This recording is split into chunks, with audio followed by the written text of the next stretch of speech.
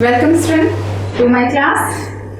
कल हमने पढ़ा था रहीम के दोहे, जो हमारे स्पर्श की पुस्तक के काव्यखंड का पाठ है। कल मैंने आपको इस पाठ में रहीमदास जी के जीवन परिचय के बारे में बताया था और साथ ही उनके दोहों की विशेषता भी समझाई थी। साथ ही हमने पाठ की परिकल्पना भी पढ़ी थी और आज हम पढ़ेंगे रहीमदास जी के दोहे, जो आपके पाठ में संकलित हैं। तो चलिए हम पढ़ते हैं रहीमदास जी के दोहे।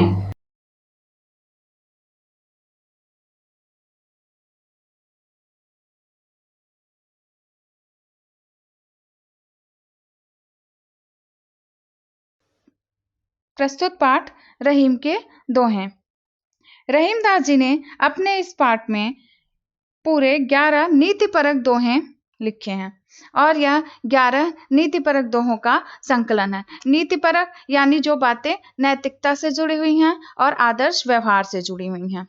रहीमदास जी के जो दोहे हैं वह हमें एक अच्छा नागरिक बनाने में सहायता करते हैं। रहीमदास जी की भाषा सरल है और सहज है। लोक व्यवहार के संबंध में उन्होंने अपने अनुभवों को पंक्तिबद्ध किया। तो आज आरंभ करते हैं रहीमदास के दोहे। पहला दोहा, रहीमन धागा प्रेम का मत तोड़ो चटकाए, टूटे से फिर ना मिले, मिले गांठ पर जाए।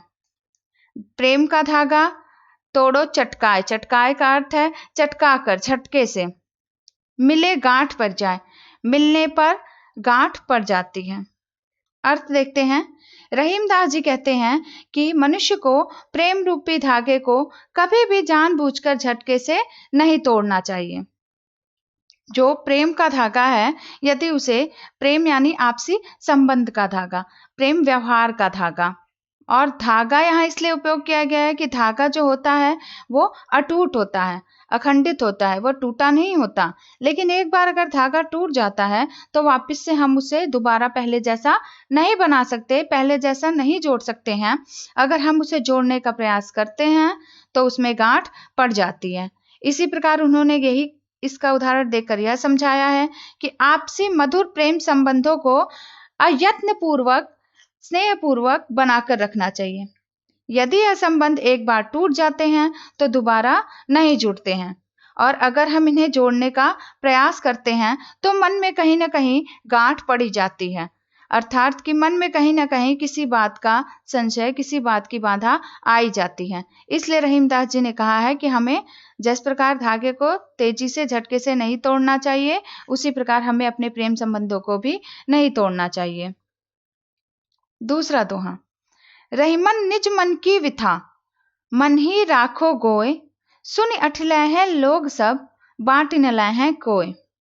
रहीमदास जी कहते हैं निज मन की विथा, विथा का अर्थ है दुख, निज का अर्थ है अपने, राखो गोय, राखो यानी रखो, गोय यानी छिपाकर। सुन अठलै हैं, अठलै हैं यानी मजाक उड़ाना, बांट न लै हैं कोय, लै हैं लेंगे और कोय का कोई। रहीमदास जी कहते हैं कि हम सभी को अपने जो मन का दुख दर्द है उसे अपने मन में ही छिपाकर रखना चाहिए। उस दर्द को हमें दूसरों के आगे नहीं कहना चाहिए, क्योंकि यह जरूरी नहीं है कि जब हम दूसरों के आगे अपने दुख दर्द को बताएंगे तो वो हमारे दुख दर्द को कम करने का प्रयास करेंगे। बल्कि रहीमदास जी कहते हैं कि बहुत कम लोग ऐसे हैं दुनिया में जो आपके दुख दर्द को कम करने का प्रयास करेंगे, नहीं तो बहुत सारे लोग हैं जो आपके दुख दर्द को सुनेंगे, उसका मजाक उड़ाएंगे और कोई भी दुख को नहीं बांटेगा।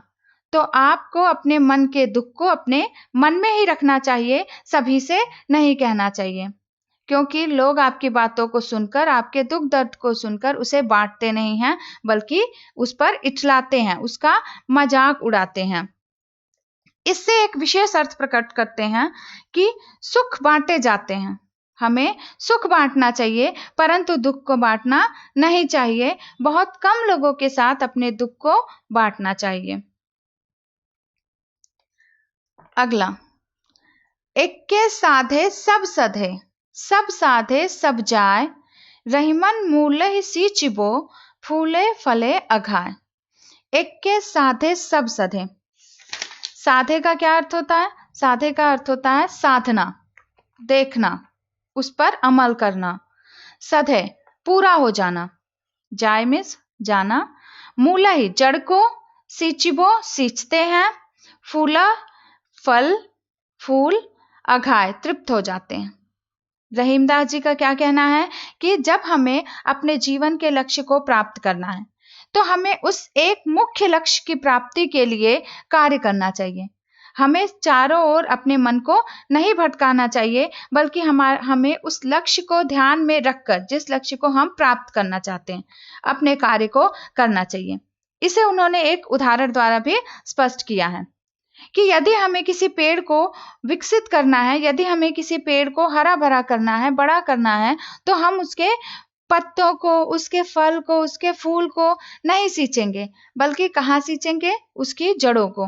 जब हम उसके जड़ को सींचते हैं तो पूरा फल फूल पत्ते सभी फल जाते हैं, सभी हरे हो जाते हैं।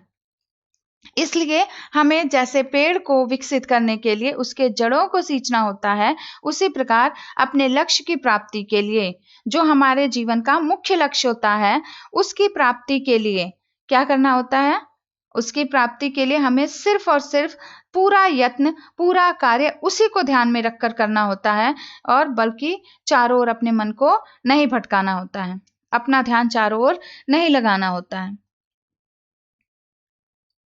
अगला, चित्रकूट में रमि रहे रहीमन अवध नरेश, जा पर विपदा पड़त है सो आवत यह देश।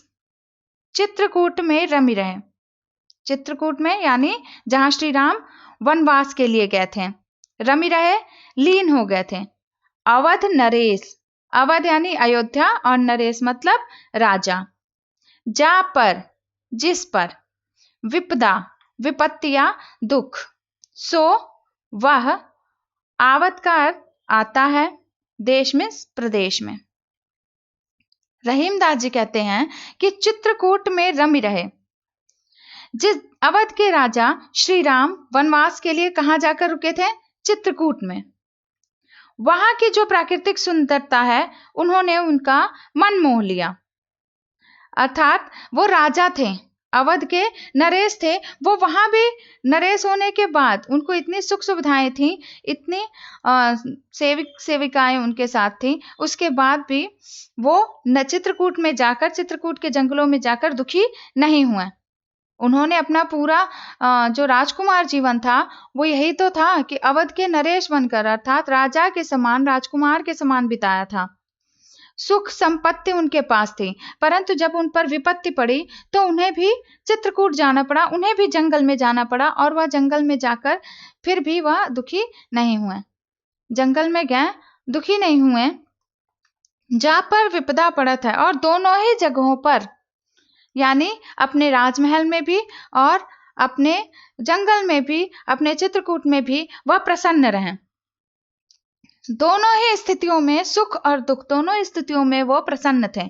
जा पर विपदा पड़त है, जिस व्यक्ति पर भी विपत्ति आती है, उस व्यक्ति को भी राजा राम की तरह शांति से, हर तरीके से, यानी सुख में भी दुख में भी एक होना चाहिए। सुख में भी प्रसन्न होना चाहिए, दुख में भी प्रसन्न होना चाहिए। रहीमदास जी क्या कहना चाहते हैं कि चित्रकूट में रमि रहे। चित्रकूट यानी वह जंगल जहां पर राजा राम वनवास काटने गए थे, और वह क्या थे? वह अवध के राजा थे, अयोध्या के नरेश थे, अयोध्या के राजकुमार थे, राजा बनने वाले थे। परंतु जब उन पर विपत्ति पड़ी तो उन्हें चित्रकूट जाकर रहना पड़ा, और चित्रकूट रहते हुए भी वह प्रसन्न थे, वहां की प्राकृतिक सुंदरता को देखकर अपना मन रमा लिया। इसी प्रकार जब भी किसी पर भी मुसीबत आती है, विपदा आती है, तो उसे अगर सुख में रहना पड़े या दुख में रहना पड़े, उसे दोनों स्थितियों में प्रसन्न रहना चाहिए, दोनों स्थितियों में शांति बनाए रखना चाहिए, क्योंकि मन की शांति अत्यंत आवश्यक है। अगला, दीरक दोहा अरथ के, आखर थोरे आह, ज्यों रहीम नटकुंडली सिमट कूद चढ़ जाए।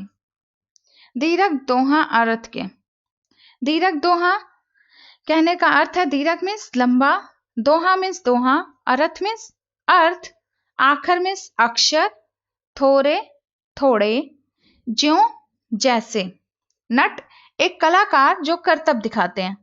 कुंडली घेरा मारकर, सिमट सिकुड़कर, अपने शरीर को सिकुड़ाकर वह करतब दिखाते हैं। रहीमदास जी इस दोहे में क्या विशेषता बताते हैं? वह कहते हैं कि दोहा जो है बहुत ही कम अक्षरों का होता है, उसके अक्षर बहुत थोड़े होते हैं, उसमें बहुत कम अक्षर होते हैं, पर उसके अर्थ जो हैं वह बड़े गहरे होते हैं, बहुत दीर्घ होते हैं। जिस प्रकार नट एक करतब दिखाने वाला व्यक्ति, एक कलाकार जो अपने करतब दिखाकर लोगों को प्रसन्न करता है, वह क्या करता है? वह अपने शरीर को सिकुड़ाकर, छोटा करके किसी भी चीज में बंद हो सकता है, या फिर अपने शरीर को इतना फुर्तीला बनाता है, समेट कर वह ऊपर छलांग मारकर करतब दिखाता है। हालांकि उसका शरीर जो है वह आम मनुष्य की भांति ही होता है, लेकिन हम देखेंगे कि जब वह करतब दिखाता है तो अपने शरीर को समेट लेता है, समेट कर अपने शरीर को तरह तरह के करतब दिखाता है, कहीं भी कोई भी करतब दिखा देता है। इसी प्रकार जो दोहा होता है उसमें अक्षर थोड़े होते हैं, परंतु ये थोड़े अक्षर बहुत ही दीर्घ और गहरे अर्थ प्रकट करते हैं। रहीमदास जी यही कहना चाहते हैं। गहरे अर्थ कैसे प्रकट करते हैं? वास्तव में ये जो दोहे हैं वह जीवन की सच्चाई बताते हैं। सीमित शब्दों में होते हैं, परंतु जीवन में जो जीवन की वास्तविकता है उससे हमें अवगत कराते हैं। आगे के जो दोहे हैं वह हम कल पढ़ेंगे। आज इन्हीं दोहों को पढ़कर समझेंगे और जो प्रश्नोत्तर बताए जा रहे हैं उन्हें करेंगे। धन्यवाद।